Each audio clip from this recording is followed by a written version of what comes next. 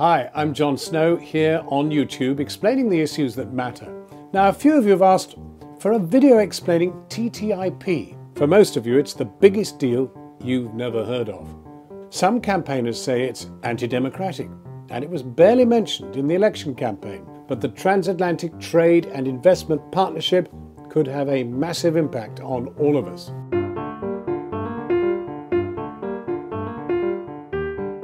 TTIP is essentially a free trade agreement between the United States and the European Union.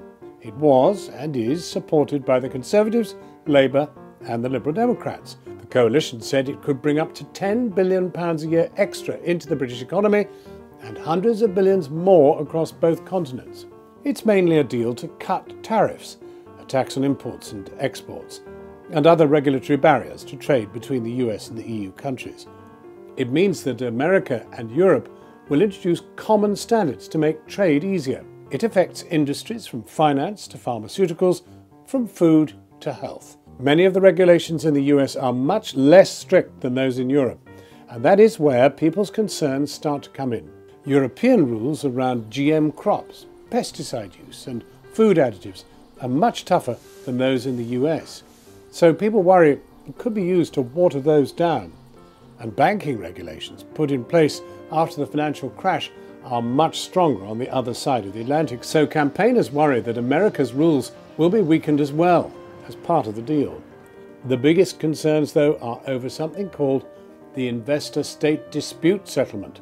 According to critics, this would allow companies to sue governments if their policies led to a loss of profits. Campaigners say it's an assault on national sovereignty in favour of major corporations who could sue over, say, a decision to renationalise an industry covered by the negotiations. Both Labour and the Lib Dems called for the NHS to be exempt from the deal, for fear that the service could be opened up to further privatisation. But Ian Livingstone, who was the Conservative Trade Minister responsible in the last government, said it should be included. He argued the service is a major exporter and would benefit from more open trade. He also rejected the claims that common regulations between the US and Europe would lead to a worse deal for consumers.